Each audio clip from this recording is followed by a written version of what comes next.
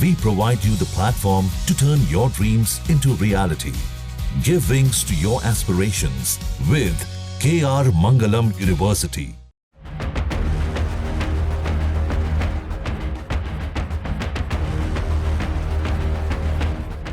मुर्शिदाबाद में जिस तरह हिंदुओं को चुन चुन कर निशाना बनाया गया और उनके घरों के साथ मंदिरों पर हमले किए गए, उससे यही स्पष्ट हो रहा है कि नए वक्फ कानून का विरोध करने वाले न केवल सांप्रदायिक घृणा में डूबे हैं, बल्कि उन्हें ये भी भरोसा है कि ममता बनर्जी की सरकार, उनकी पुलिस उनके खिलाफ कुछ नहीं करने वाली। हिंसा के बाद भाजपा विधायक और बंगाल विधानसभा में नेता प्रतिपक्ष शुवेंदु अधिकारी ने राज्य में 2026 का विधानसभा चुनाव राष्ट्रपति शासन में कराने की मांग की है। उन्होंने मुर्शिदाबाद में हुई हिंसा में हिंदुओं की कम से कम 100 करोड़ रुपए मूल्य की संपत्ति क्षतिग्रस्त होने का भी दावा किया है।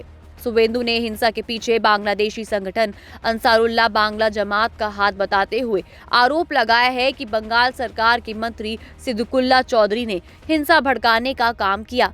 14 अप्रैल को विधानसभा भवन गेट पर मीडिया से बातचीत में शुवेंदु ने कहा, बंगाल में जहां भी हिंदू अल्पसंख्यक हैं, उन्हें मतदान करने से रोका जाता है।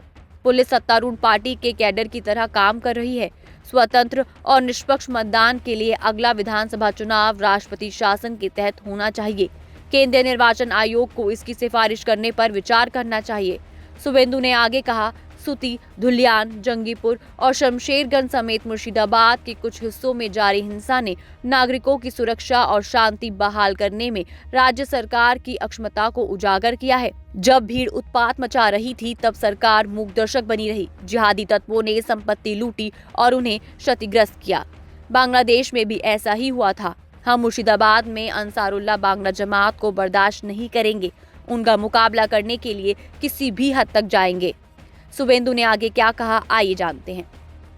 एक्सप्लोजन हुआ है, फायरिंग हुआ है, तो एंटी नेशनल एक्टिविटीज है, एनआईए होना चाहिए। तो आपको एनआईए के साथ और साथ में प्रेसिडेंट रूल ऐसा लगता है? प्रेसिडेंट रूल तो मैं on the eve of election मांगा है।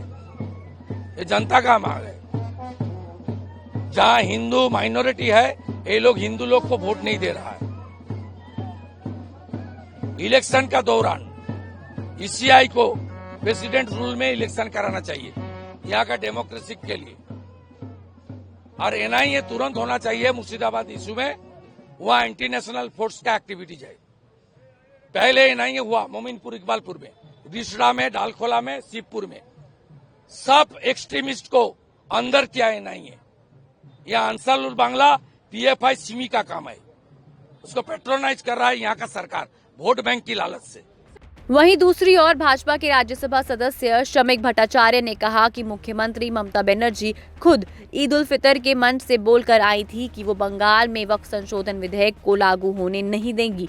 मुर्शिदाबाद में हिंदुओं के घर जलाए जा रहे हैं, मां बहनों पर अत्याचार हो रहे हैं। क्या बंगाल में पैदा होना गुनाह है?